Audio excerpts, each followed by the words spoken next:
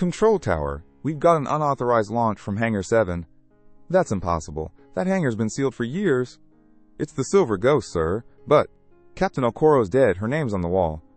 But what if the Fallen never really fell? What if one pilot gave up everything, her name, her life, her future, to save a world that never knew her? And what if tonight she returned? This is Life Moral Tales, and what you're about to witness is not a legend. It's a mission lived in silence, and a return no one saw coming. Cedar Grove Air Base, 8:47 p.m.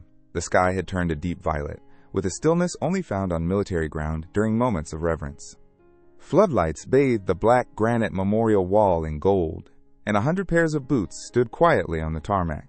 Tonight was for the fallen, names etched in silence, saluted by generations who had lived because of them.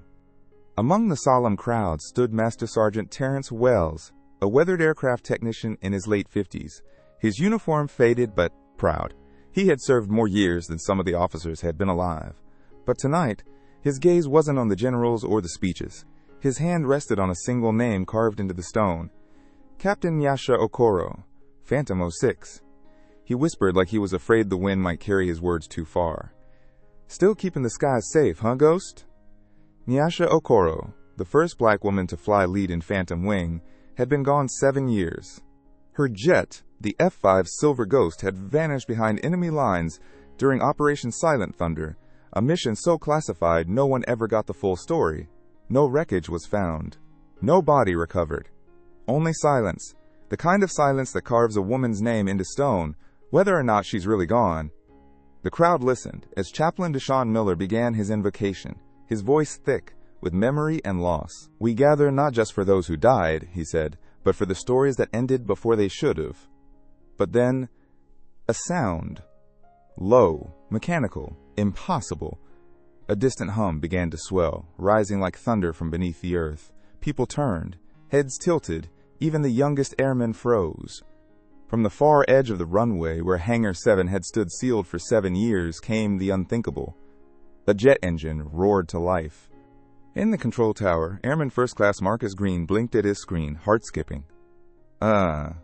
Control, we've got an unauthorized launch sequence activating in Hangar 7. The officer on shift frowned. "That's not possible. That bay's decommissioned."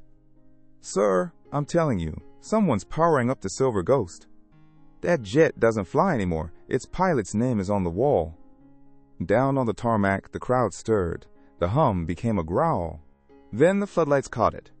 A sleek, silver-bodied F-5 Tiger II, glinting under the night sky like it had just rolled out of a dream. Gasps spread through the ceremony like a shockwave. That's her jet," someone whispered. "No way.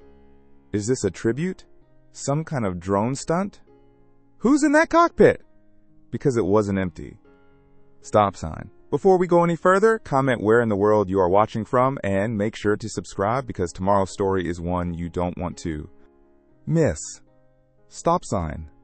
In the control tower, alarms began flashing. Phantom 06. System active. Identification, Okoro N. Status, active duty. Level 9, override. "What the hell?" Green's voice cracked. The officer beside him turned pale. "She's dead. We buried her." But the system wasn't wrong, and the jet wasn't slowing. Back on the ground, Terrence Wells stood frozen, eyes wide, lips trembling. He didn't blink, he didn't breathe. Because he knew that plane. He'd built its soul, turned every bolt, fueled every mission, and if that jet was flying, if it moved like that, then there was only one person in the world who could be inside it. Inside the control tower, the atmosphere shifted from calm to crisis in seconds. Airman Green stared at the glowing screen like it had betrayed reality. The call sign wasn't a mistake. It had returned, pulsing on the radar with silent authority. Phantom 06, Okoro N, status, active. He whispered, "Sir, I've rerun the ID check 3 times. It's her." Beside him, Lieutenant Shelby, the tower supervisor, leaned in close. "Impossible. That jet's been grounded for years. She's on the memorial wall." But the radar didn't care about graves or ceremonies. It just told the truth. And the truth was slicing down the runway at 30 knots and accelerating. On the tarmac, the once silent crowd had erupted into scattered voices. Disbelief, confusion, panic. But Master Sergeant Terrence Wells was still, his eyes locked on the Silver Ghost, now fully lit by runway lights. He didn't blink. He knew that machine. Not like a mechanic knows metal, like a father knows a daughter's voice in a crowd. The jet moved with a rhythm no stunt pilot could imitate. It didn't bank too early. It didn't shake on taxi. It floated like it was alive again. He stepped forward, barely aware of the crowd shifting around him. "She's flying her," he said softly. Nobody else could make that bird dance like that. Meanwhile, General Anita Wallace had stormed into the tower's upper deck. She'd been halfway through a ceremonial dinner with senators when the alert came in. One glance at the radar had drained the color from her face. "She was declared KIA," Wallace muttered. "7 years ago, I delivered the eulogy myself." "Well, sir," Green said nervously, "either this is the most elaborate hack in military history, or Captain Nyasha Okoro just came back from the dead." Wallace leaned into the console, her voice cold steel. "Seal the runway. Scramble ground security. If she takes off without clearance, we treat it as hostile." Outside, the ghost pilot showed no signs of stopping. A voice crackled through the airfield intercom. "Unknown aircraft. Kill your engine immediately. You are violating base protocol. This is your final warning." No response. The jet kept rolling, confident, steady, like the woman inside knew every inch of that base by heart. Because she did. As the Ghost neared the main intersection, 2 armored vehicles pulled into its path. Troops scrambled, weapons drawn, spotlights locked onto the canopy. Still, the jet didn't stop. Inside the tower, a new warning popped on the screen. "Biometric override confirmed, flight ID verified, pilot Okoro Nyasha, clearance level 9. Security status, active, operational authority valid." Everyone froze. Lieutenant Shelby dropped his headset. General Wallace's voice was barely above a whisper. "Level 9 clearance? That's presidential." Green turned slowly. "General, we buried the body. But the system just reactivated her as active duty. That jet is not unauthorized. And neither is the pilot." Wallace stared at the radar screen, at the blinking light that shouldn't exist. Then she turned toward the window and said something no one expected from her. "Clear the way. Let it finish." The runway wasn't clear. Despite the override from the tower, 2 armored Humvees still blocked the intersection ahead. Spotlights blazed onto the jet, and a dozen armed personnel lined the perimeter. To them, this was no longer a tribute gone too far. It was a breach. A threat. And threats didn't get second chances. In the cockpit, Captain Nyasha Okoro sat steady, her helmet reflecting the chaos outside. Her fingers danced lightly across the controls of the Silver Ghost, her old F-5 Tiger II, a machine she had once trusted with her life and now trusted again with her return. She heard every radio transmission, every shouted order, every panicked command. But she never touched the comms. "They're not ready," she murmured, "but they will be." Then she flipped a single switch. Afterburners lit. The Silver Ghost surged forward like a myth reborn. The crowd on the tarmac scattered as the jet roared down the strip, engines screaming against the night. The Humvees didn't have time to reposition. They braced for collision. But Nyasha wasn't aiming for them. At barely 150 feet from the blockade, she yanked the stick hard and executed the move that had earned her legend. The Black Phoenix roll. In an instant, the jet pitched nose down at a 70-degree angle, dropping like a spear toward the tarmac. Gasps erupted. Screams followed. But instead of crashing, the Ghost twisted, its body rotating 360 degrees along its vertical axis, completing a full barrel roll inverted at 200 miles per hour, inches from the ground. The maneuver defied physics. It wasn't in any textbook. No simulator had ever rendered it correctly. Because only one pilot had ever made it real. Captain Okoro. As the jet rolled, it sliced between the Humvees, the sonic pressure rattling their windows. Then, with one breathtaking pull, she brought the plane vertical, nose skyward in a full high-alpha Cobra. The tail dropped, the engines howled. To onlookers, the plane hung in the air like it had forgotten gravity. Inside the tower, Airman Green choked. That's not possible." But the Ghost wasn't done. From the Cobra stance, Nyasha let go of the throttle, for just 1 second. The jet free fell, lifeless, a dead dive, spiraling nose first. People screamed. Some turned away. Even General Wallace's voice broke. My God! Then, she pulled. With a violent twist, she slammed the controls into a splits maneuver, flipping the Ghost upside down and curving downward in a controlled arc, regaining lift at 80 feet above the ground. The jet stabilized, flying low and flat, gliding like a silver blade across the night sky. The engines purred like a beast freshly awakened. On the tarmac, Terrence Wells dropped to his knees. His eyes were wide, his lips parted. No one else could fly that, he whispered. No one. In the tower, the screen updated again. Phantom 06 status confirmed airborne. Flight pattern recognized. ID signature Okoro N confirmed. No more debate. The Ghost was real, and she had returned. Nyasha brought the jet around in a wide loop, letting the sound of the afterburners echo over the stunned silence of the base. Her breathing was even, focused, but in the corner of her helmet visor, a single photo was taped, an old, crumpled picture of her mother, taken just days before her death. I'm almost done, Mama, she said quietly. They'll know the truth soon. On the ground, the personnel who had once aimed rifles now stood frozen, their weapons lowered, their eyes tracking her flight like a miracle in motion. And then, as smoothly as she'd taken the sky, Nyasha lowered her altitude. The Silver Ghost touched down without so much as a bounce, tires kissing the runway, like home soil. She taxied toward the open tarmac, the same spot she had last taken off from 7 years ago. And when the canopy hissed open and the figure inside stood tall, helmet still on, no one moved. They didn't have to. They knew who it was. The canopy hissed open with a sharp exhale, like the jet itself had been holding its breath. And then she stood. Helmet off, eyes forward, posture perfect. Captain Nyasha Okoro, call sign Phantom 06, stepped onto the wing of the Silver Ghost like she'd never left. The moon caught the silver threads in her tightly coiled hair. Faint scars lined her jaw. Her gaze swept across the sea of stunned faces. Commanders, technicians, cadets, and ghosts of memories long buried. Silence stretched like tarmac. Then came the voice no one expected to crack. General Wallace. Captain Okoro, she called, stepping forward. How is this even possible? Nyasha didn't flinch. Her salute was sharp, her voice calm and clear. Reporting for duty, ma'am. Apologies for the entrance. But sometimes the truth needs an air show. No one laughed. No one moved. Terrence Wells pushed forward from the crowd, voice shaky. Nyasha, is it really you? Her composure cracked, just a flicker. Her eyes softened.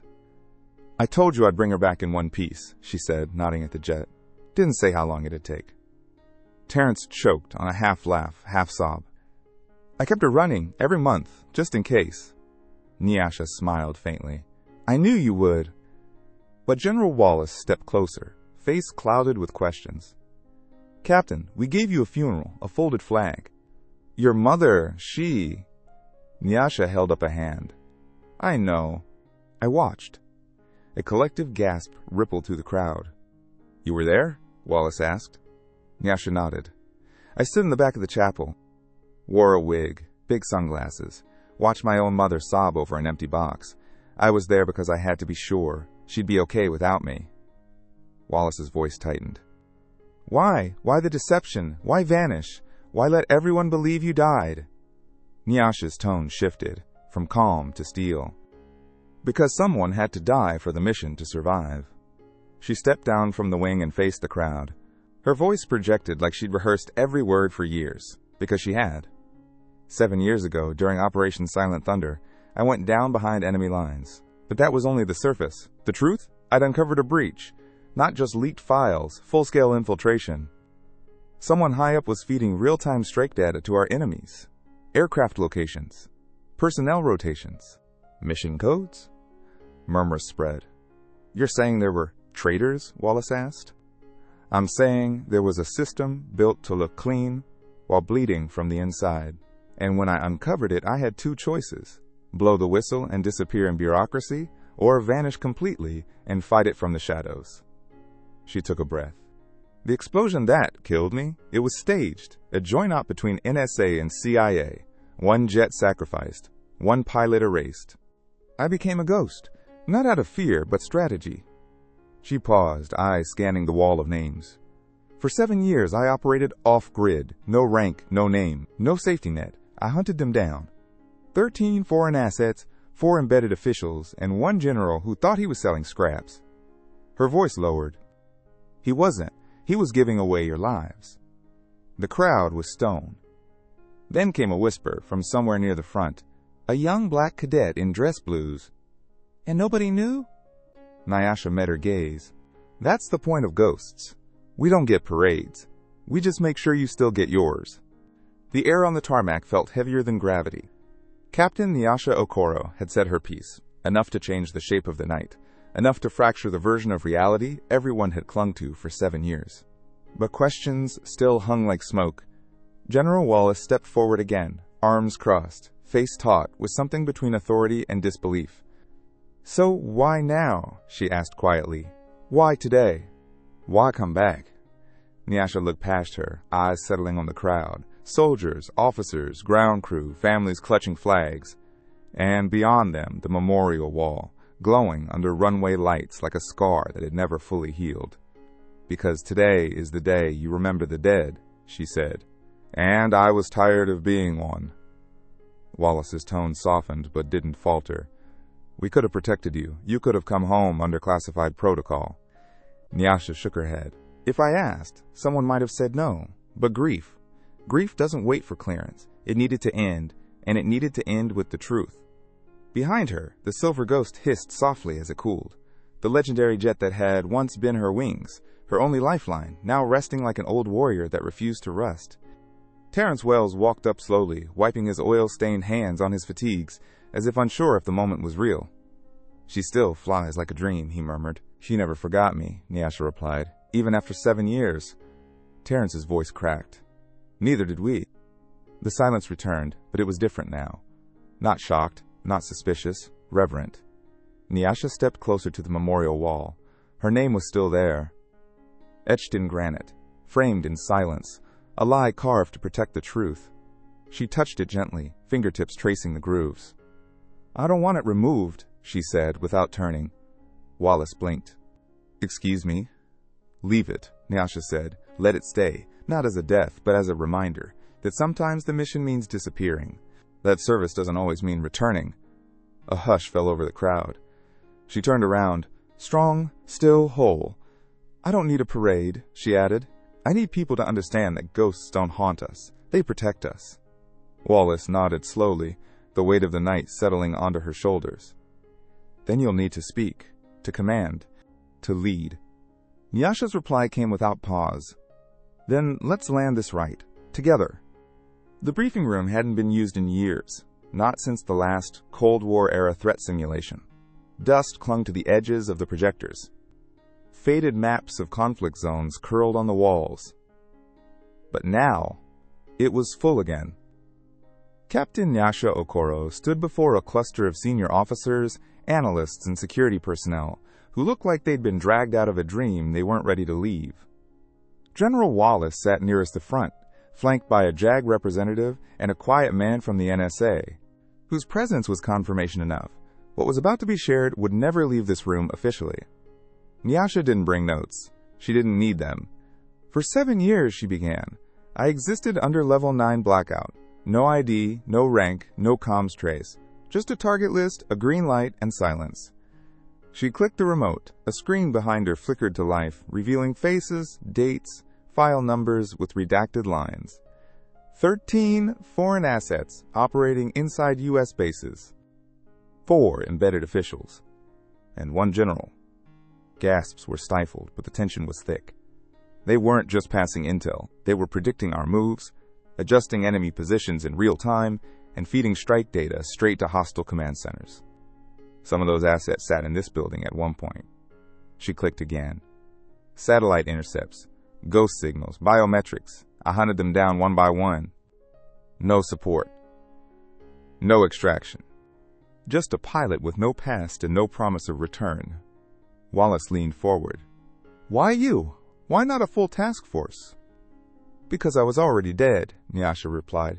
And dead women don't trigger diplomatic fallout. They just clean up. She paced slowly, voice never rising but steady like a storm cloud. I took out a weapons corridor running through an ally nation that, officially, doesn't exist. I uncovered an arms deal between two contractors we both used in Afghanistan. One of them's now a senator's advisor. The room shifted uncomfortably. Names? Someone asked. Not here, she said calmly. But they're all in the case file I handed NSA Command yesterday, and there's one name I need to say out loud. She paused. General Raymond Huxley. Gasps broke loose. Wallace stiffened. He was feeding low-level garbage to make himself look valuable, but once, just once, he passed along live targeting coordinates. It led to a base bombing in northern Syria. We lost 3 pilots. I knew one of them. She closed her eyes briefly, then opened them again, harder now. I didn't pull the trigger that killed Huxley, but I made sure someone else did. For a moment, no one breathed. Wallace broke the silence, her voice hollow. This is treason, on a scale we've never prepared for. No, ma'am, Nyasha replied. This was a war inside the ranks, and we've been losing quietly for years. Someone from the back asked, how did you hold it together? No team. No family? No name? Nyasha looked up, eyes unflinching. I didn't. Not always. But every time I broke, I reminded myself of one thing. Every hour I stayed hidden, someone else got to go home. Every enemy I erased gave a kid in uniform a better shot at surviving their next mission. She turned back to the screen, now dark again. I didn't serve for recognition. I served to keep the light on, even when no one knew it was flickering. A week later, the official appointment order was signed. Captain Nyasha Okoro, formerly presumed KIA, now reinstated under special conditions, was to serve as Senior Tactical Advisor for Personnel Resilience and Covert Readiness. In plain English, she would train the ghosts before they were ever created. No press release, no headline, just a quiet folder passed hand to hand until it reached her. She smiled. Finally, she whispered, a mission I can do in daylight. Her new office was tucked into the renovated Tactical Operations Center, a building once used for Cold War briefings, now reborn to house the next generation of unconventional warriors. On her first day, she stood before a group of young pilots, analysts, and intelligence recruits, all hand-picked for missions that wouldn't come with medals. Some of them looked nervous, others wore masks of arrogance. She recognized both. She'd worn them too. Welcome to shadow work, she began. You're not here because you're the fastest or the smartest. You're here because you can carry weight no one else wants to lift and never ask for applause. From the back, a young woman raised her hand. Her skin was dark like Nyasha's, her uniform freshly pressed. Ma'am, how do you hold on to hope when you have to lie to everyone who loves you? The room stilled. Nyasha didn't flinch. You don't hold on to hope, she said. You build it. One mission. One life saved, one evil stopped before it ever makes a headline. That's hope in action. She paused. And sometimes, you don't get to come home. But if you do, make sure it's to something better than what you left behind. That night, she walked the runway alone. The silver ghost sat at rest, its nose pointed toward the stars. Terrence had cleaned every panel, polished every bolt. It looked brand new, but it carried history like blood in its frame. She ran her fingers along the nose cone. You and me, girl, she whispered. We've got more to teach. Back in the tactical center, she pinned a plaque to the wall. Guardians in the Shadows. Training Program for Silent Service and Psychological Resilience. STDed by Captain N. Okoro, Phantom 06. Below it, a quote in bold. Not every hero needs to be seen, but every one of them deserves to survive. The next morning, cadets lined up again, and Nyasha began her next mission. This time, not to disappear, but to make sure no one else ever had to. 3 months later, Captain Nyasha Okoro stood at the front of a glass-walled briefing room, sunlight cutting across her flight suit. Outside, the Silver Ghost sat on the runway, polished to perfection. Cadets passed it in silence, no longer calling it a legend, but a living lesson. Inside the classroom, young officers from across the country, women, men, black, white, brown, leaned forward in silence. They weren't here to learn dogfights or bombing runs. They were here for what she called the real mission. Today, Nyasha said, we're not going to talk about maneuvers. We're going to talk about the difference between finishing a mission and protecting something bigger than yourself. A cadet raised his hand. Is that what being a ghost means? She walked to the window, gaze drifting to the memorial wall in the distance. Ghosts don't haunt, she said. They guard. Later that day, she stood once more before that wall. Her name was still there, Captain Nyasha Okoro, Phantom 06, but now an added inscription shimmered beneath it. Guardian in the shadows, service beyond recognition. Terrence appeared beside her, holding 2 coffees. Just like old times, huh? She smiled. No, she said quietly. Better, because now we don't have to lie to honor them. She looked at the wall. The hundreds of names, stories cut short or sealed in secrecy. Some had died in fire, others had vanished into ink and memory. She knew now, not every loss wears a flag-draped casket. Some wore silence. And some came back to teach. Later that evening, the base chapel filled again, but this time, not for mourning. Chaplain Deshaun Miller took the pulpit, his deep voice calm and warm. Faith, he said, takes many forms, and sometimes it flies a jet no one thought could rise again. People nodded, some openly weeping, not out of grief but out of release, because now they had answers, closure, clarity. A line of young pilots waited after the service, all wanting one thing, to be taught by the ghost who came home.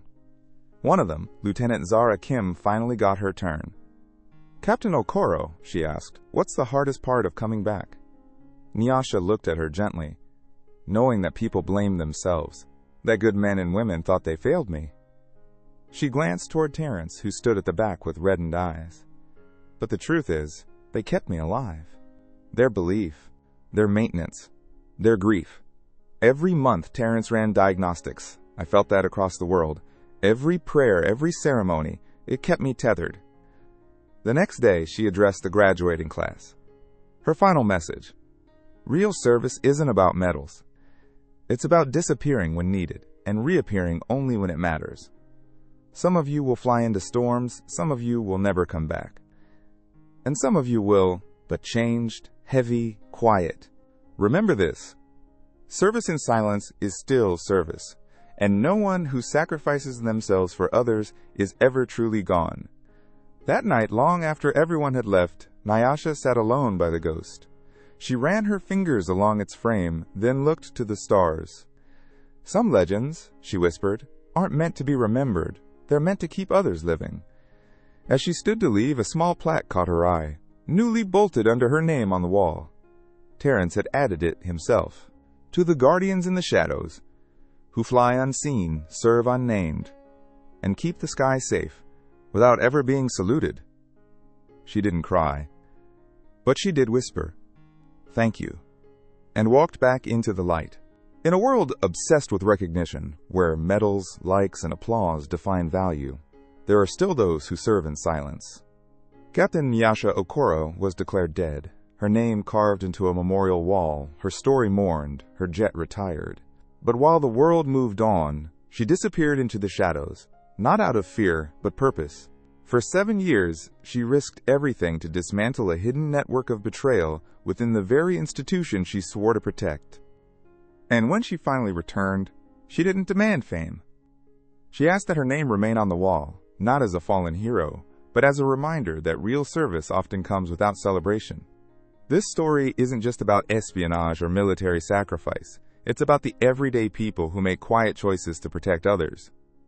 The nurse who works overnight without thanks. The whistleblower who sacrifices their career to do what's right. The parent who struggles silently to keep their family afloat. Service without spotlight is still service. Captain Okoro teaches us that sometimes the most courageous act isn't flying into danger. It's staying invisible when the world forgets to look. And when those people return, if they return, it's not for applause. It's to remind us that duty lives not in medals, but in choices. And that some guardians don't wear capes, they wear silence. If this story moved you, if you believe some heroes never truly leave us, then don't let this tale fade into the algorithm. Hit like to honor the silent guardians. Leave a comment and share what this story meant to you.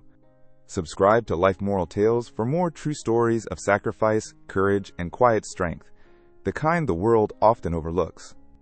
We don't just tell stories here. We remember the forgotten. What would you do if it meant protecting others, even if no one ever knew? Would you trade your name for silence? Your legacy for someone else's safety? Downfinger, let us know in the comments. What does silent service mean to you?